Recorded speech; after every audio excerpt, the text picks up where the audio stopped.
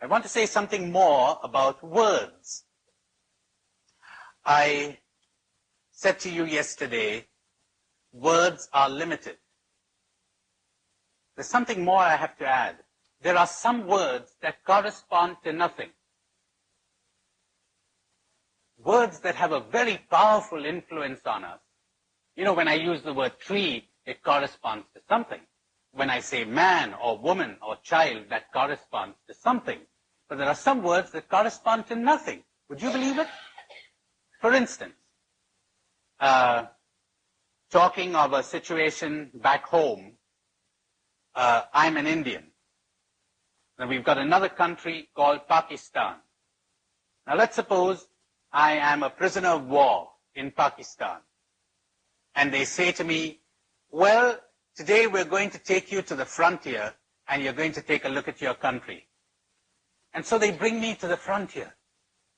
And I look across the border and I think, oh, my country, my beautiful country. I see villages and trees and hills. Like that thing of the poet, breathes there a man with soul so dead, who never to himself has said, Ma, you got it, yes. This is my own, my native land. And after a while, one of the guards says, excuse me, we made a mistake, sir. We have to move on another 10 miles. You know, it's fun. What was I reacting to? Indian trees, Indian villages, Indian mountains. But you know something? Trees are not Indian. Trees are trees. There are no Indian trees. In a geographical map, there are no frontiers, no boundaries. Those were put there by the human mind. Generally by stupid, avaricious politicians. That country of mine, once upon a time, was 1. It's 4 now. And if we don't look out, within a short time, it might be 6. We'll have 6 flags. We'll have 6 armies. You never catch me saluting a flag. Me, never. Any flag, never salute it. I abhor all national flags. I do. You go ahead. What are we saluting? I salute humanity. Not a flag with an army around it.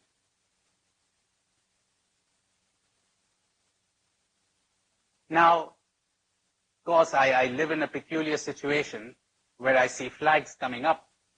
These flags were in the heads of people. They're fighting for a convention. They're fighting for a frontier, which the human mind put there, but doesn't exist in reality. Now, I got news for you.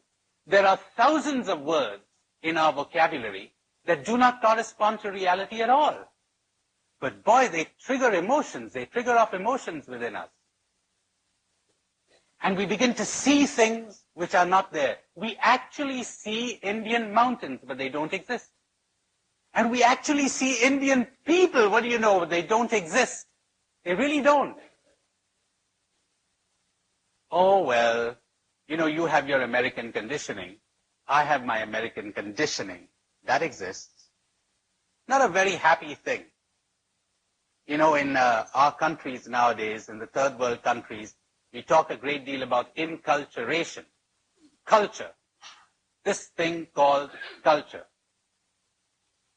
Not very happy with it. Me, not very happy with it. Because part of our liberation is liberation from our culture. You mean you'd like to do something because you were conditioned to do it?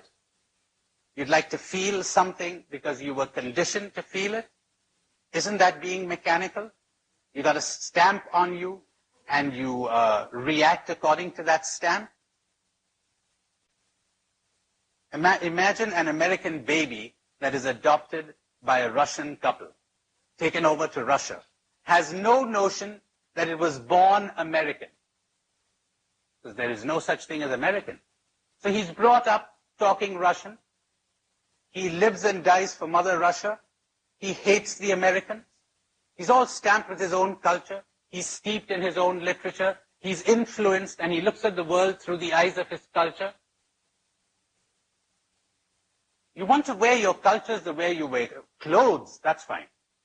You know, it's nice. The Indian woman will wear a sari and the American woman will wear something else, and the Chinese woman will wear something else, and the Japanese woman will wear her kimono. That's nice.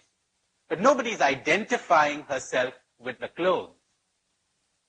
So you want to wear culture like that? That's nice. But then you become proud of your culture. They teach you to be proud of it. They teach you to be proud of your country. There are emotions, words that are emotionally charged. Nobody sits down and analyzes that. Remember how I told you, if you are affected or influenced by an experience you had with your father, let me put it as forcefully as possible. There's this Jesuit friend of mine who says, anytime I see a poor person, a beggar, I cannot give this person an alms. I cannot not give this person an alms. I got that from my mother, he says. My mother, ever since I was a kid, he lived somewhere in the countryside in India, and any poor person who'd come there, well, his mother would offer that person a meal, etc. He said, I picked it up from her. I said to him, Joe, what you have is not a virtue.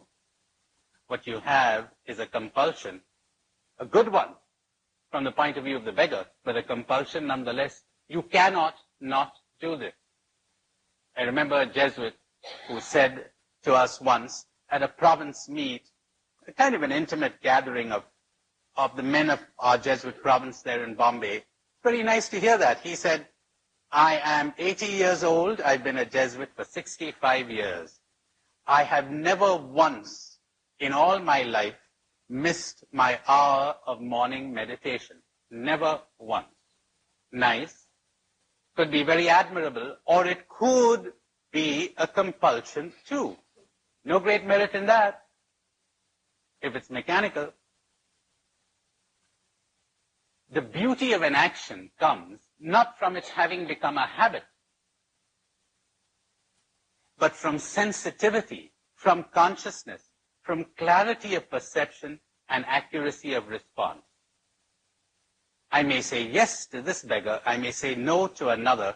I'm not compelled by any conditioning, programming of my past experiences or my culture. Nobody has stamped anything on me, or if they have, I'm no longer reacting from that. It's like you have a bad experience with an American, or you were bitten by a dog, or you had a bad experience with a certain kind of food. Now, for the rest of your life, you're influenced by that experience. Too bad. You need to be liberated from that. Don't carry over experiences from the past. Hey, I see many of you nodding in assent. How about carrying over good experiences from the past? Huh? Don't carry those either. You know what it means? To experience something fully, then drop it, and move on to the next moment, uninfluenced by the previous one? My, you're traveling with such little baggage, you could pass through the eye of a needle. Now you will know what eternal life is, because eternal life is now, in the timeless now. Only thus will you enter eternal life. But how many things we carry with us.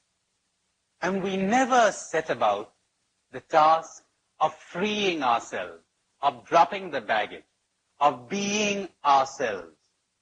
And I'm so sorry to say that everywhere I go, I find Muslims who are using their religion and their worship and their Quran to distract themselves from this task. Instead of serving as a help, serves as a distraction. And the same applies to Hindus and you know who else. Now you're very clever. You're catching on quickly today. Now, words, they have such an influence on us. You know, you're talking to somebody, listen to this. You're talking to somebody, he seems a nice kind of guy, and somebody whispers into your ear, Cardinal Archbishop. Whoop. It has an influence on your mind and on your nerves. You're suddenly influenced by that, the word. See how it triggered off reactions within you? Can you imagine a human being who is no longer influenced by words, who is only affected by reality? You could give him any number of words, he'll still give you a fair deal. You could say Cardinal Archbishop, but he'll still give you a fair deal. He'll see you as you are. He's uninfluenced by the label. You could say Indian, American, Russian, Chinese, anything. He is uninfluenced by labels. So there it is. The importance of understanding words and concepts.